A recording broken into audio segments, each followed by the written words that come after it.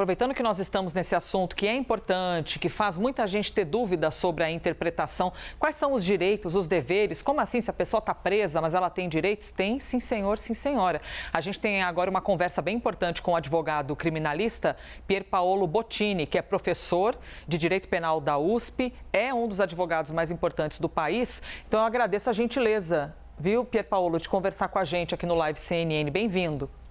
Muito obrigado. Eu que agradeço a oportunidade de estar conversando com vocês sobre esse tema. E eu começo com a pergunta mais sensível, no sentido de prestar atenção no que as pessoas comentam, opinião pública sobre esse tipo de assunto. E muita gente diz assim, Pier Paolo, mas que isso, a pessoa cometeu um crime, que absurdo, ressocializar, ver a família, inadmissível. Por qual motivo isso é um direito de um preso, de uma presa, e por qual motivo, no seu olhar, isso é importante para ressocializar, porque a pessoa uma hora vai voltar a circular. Inclusive, a vítima e o criminoso podem ocupar a mesma calçada numa cidade. Por qual motivo a ressocialização é importante? Exato, eu acho que esse é o ponto central. A gente não está falando só de um direito do preso, a gente está falando também de uma política pública de reintegração dessas pessoas à sociedade. Como você mesmo disse, essa pessoa em um momento vai sair. E aí a opção que a gente tem que fazer é, eu prefiro que essa pessoa fique encarcerada todo o tempo, e de repente eu simplesmente abra a porta da prisão e diga, olha, você vai para a rua, ou a ideia é que ela progressivamente volte ao convívio social. Essa ideia, então, de progressão da pena, que na verdade não é uma ideia nova, né? Ela vem da Europa do começo do século XX e no Brasil, essa forma, essa lei de execução penal com as saídas temporárias é uma lei do governo Figueiredo, então, inclusive antes da democratização do país. Então, a ideia é, quando aquele preso, quando a gente fala de saída temporária, é importante dizer, a gente não está falando de qualquer preso. A gente está falando de um preso que já está no semiaberto, que já cumpriu 1/6 da pena se ele for primário ou 1/4 da pena se ele for reincidente, que tem um atestado de bom comportamento e foi autorizado a sair por um período curto de tempo com uma manifestação favorável do diretor do presídio, do Ministério Público e do juiz. Então, não é um benefício que é concedido a todo mundo e sem uma avaliação específica de caso a caso. Me parece que isso é importante para que a pessoa possa, aos poucos, voltar ao convívio social. Mais uma vez, não estamos só falando de direito de presos, mas sim de uma opção de política criminal da própria sociedade.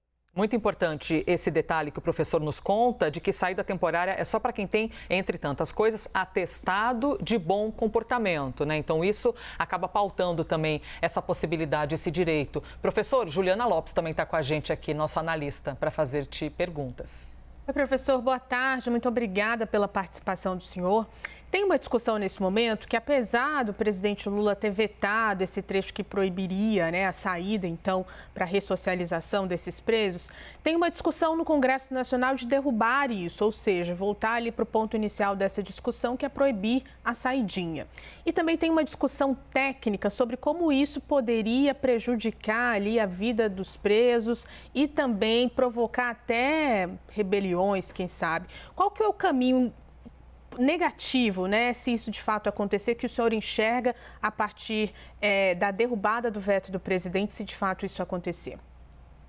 Então, Juliana, acho que você tocou num ponto que aqui é muito importante, ou seja, o que significa a derrubada do veto? A derrubada do veto, ela não só vai restringir muito essa saída temporária, porque ela vai ficar limitada aos presos que frequentam cursos profissionais ou que trabalham, que é um número muito reduzido, mas tem algo mais grave aqui que as pessoas não estão comentando muito, Juliana, que é esse projeto de lei não fala só de saída temporária, ele fala da progressão de regime também. Então, o que ele faz? Hoje, um preso que está no regime fechado, para ir para o semiaberto ou para o aberto, ou seja, para progredir de regime, quais são os requisitos que ele precisa ter? Cumprir um pedaço da pena e ter um atestado de bom comportamento, como você falou. O que esse projeto faz? Ele acrescenta mais um requisito. Esse preso vai ter que ser submetido a uma comissão técnica composta por um psiquiatra, um psicólogo e um assistente técnico, que vai ter que analisar o caso dele com cuidado e decidir se ele está ou não apto à progressão de regime. Na prática, isso vai significar um atraso, um retardamento da progressão de regime em muitos meses. Então, pessoas que já teriam direito, que têm bom comportamento, não vão progredir de regime porque elas vão precisar aguardar esse exame criminológico. E a gente sabe que o Estado não tem condições, nem de pessoas, nem de estrutura, para fazer isso num tempo hábil. Então, o que vai acontecer é que o nosso sistema, que hoje já é muito volumoso, a gente tem hoje 650 mil pessoas presas, mais ou menos, nos últimos dados, ele vai aumentar ainda mais. Resultado disso, Juliana, é que a gente, no fundo, está alimentando o crime organizado, que é quem explora, quem organiza as pessoas que estão submetidas ao regime de privação de liberdade. Professor, aproveitando que hoje em dia eu digo que a gente vive uma crise de superfície, né? As pessoas leem a manchete e acham que já estão informadas sobre o assunto e já saem opinando e debatendo nos grupos. Aí muita gente diz assim, que absurdo, você matou alguém, cometeu um baita crime, vai ter direito a isso. O que diz respeito a crimes hediondos? Primeiro, que o senhor nos explica aqui brevemente, né, o que é o crime hediondo e se isso entra nessa lei da saidinha, que existe uma divisão dependendo do crime que a pessoa cometeu, ela pode ou não ter direito à saidinha? Então, Elisa, esse é um outro ponto importante. Quando a gente diz que o presidente Lula ele vetou toda a questão da saída temporária, não é verdade, né? A saída temporária antes, ela era restrita, ou seja, não podiam fazer uso dela quem cometeu o crime hediondo com resultado morte. Essa é a redação original. Com essa nova redação, isso é ampliado, ou seja, não podem fazer uso da saída temporária aqueles que cometeram crimes hediondos ou com violência ou grave ameaça. Então, essas pessoas não vão poder fazer uso da saída temporária, ainda que o veto não seja derrubado, ainda que seja mantida a decisão do presidente Lula. Mais do que isso, ela impõe o monitoramento eletrônico dessas pessoas. Então, veja, a gente está falando mais uma vez de um instrumento que é a saída temporária, que já, da forma como estava regulamentada, 95% de quem tinha esse benefício cumpria as condições, voltava para o presídio, não cometia crime algum. Houve, sim, 5% de pessoas que acabavam se evadindo, mas diante do problema desses 5%, você cancelar um benefício para todos os demais, me parece algo desproporcional, algo que realmente não condiz com a ideia de justiça. Juliana? Professor, qual que é o caminho que o senhor enxerga para essa discussão, então? Porque a gente teve ali, e está tendo, na verdade, um debate público muito acirrado que diz respeito a várias questões de segurança pública no país, mas as pessoas sentindo que realmente alguma coisa deveria ser feita em relação a quem sai ali da prisão para esse processo de ressocialização. A discussão, então, deveria ser em qual sentido para garantir uma segurança maior sobre isso? Eu acho que, em primeiro lugar, Juliana, as pessoas precisam ter claro que a gente não está discutindo aqui só direitos humanos. A gente está discutindo segurança pública, que é uma preocupação da população e tem que ser, né? Eu acho que segurança pública é um direito fundamental das pessoas. Agora, a opção é, se eu vou encarcerar todo mundo e colocar milhares e milhares de pessoas na prisão, e eu tenho uma realidade brasileira em que o crime organizado se alimenta da prisão, quando eu faço uma proposta de aumentar o número de presos, no fundo, ainda que aparentemente isso dê uma sensação de alívio para a população, eu estou alimentando o crime organizado, eu estou criando mais soldados para o crime organizado, eu estou aumentando esses tentáculos do crime organizado que, na outra ponta, prejudicam demais o próprio funcionamento da sociedade. Então, me parece que a discussão aqui, se a gente quer resolver o problema, tem que ser outra. O que a gente precisa é desenvolver mecanismos para combater o crime organizado, os grandes chefes, a forma como esse crime organizado lava dinheiro. Eu prender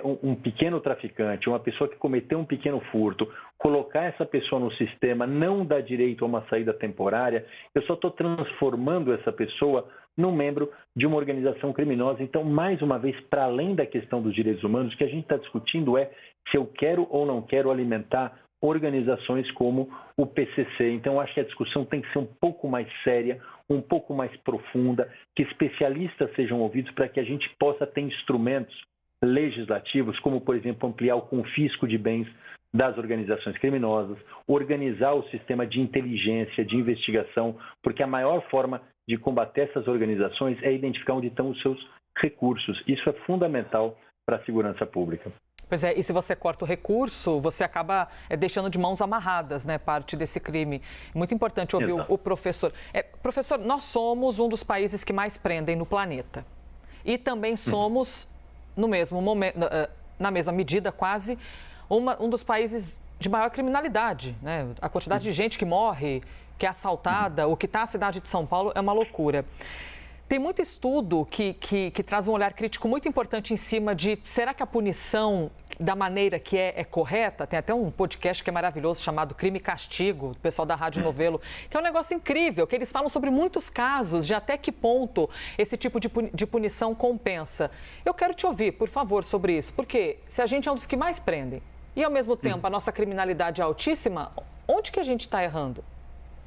Elise, eu acho que esses dois dados têm exatamente eles mostram que, no fundo, a gente prende e a gente alimenta um crime organizado que se reproduz dentro da prisão. Quando você coloca 650 mil pessoas num presídio e não controla essas pessoas, porque o Estado não tem condições de controlar essas pessoas, ou essas pessoas vão se matar, que é o que elas faziam até os anos 90, ou elas vão se organizar. E elas se organizaram, elas criaram a maior organização criminosa do mundo, né, com tentáculos na Europa, na América Latina, e começa, inclusive, a ingressar no próprio sistema político nacional. Então, aonde que está o problema? O problema é não olhar para essa organização, não ter meios de investigar. A gente está falando aqui em prender todas essas pessoas, mas no fundo, a gente tem uma dificuldade brutal de investigar como é que é lavado esse dinheiro, para onde vai esses bilhões de dólares do narcotráfico, do tráfico de armas. Veja, eles estão passando aqui embaixo do nosso nariz. E a gente tem uma dificuldade, inclusive, para ter dados a respeito disso. Por quê? Porque cada estado investiga o crime organizado de maneira autônoma. Você tem uma dificuldade de compartilhamento de dados. Então, nós temos uma organização criminosa que é internacional, muito articulada, e a forma de investigar é estadual, ou muito poucas vezes federal. Então, a gente tem uma dificuldade de instrumentos para identificar os movimentos dessas organizações, os recursos dessas organizações. Então, no fundo, a resposta que a gente dá para esse crime sofisticado é proibir a saidinha. Eu não acho que é uma resposta que vai resolver um problema que é muito maior e muito mais grave do que isso. Professor, advogado criminalista Pier Paolo Bottini, professor de Direito Penal da USP, muito obrigada, por trazer aqui palavras tão esclarecedoras para a gente. É claro que cada um tem uma opinião e quem está ouvindo também tem seus posicionamentos, mas é muito importante a gente ter acesso a posições embasadas, né?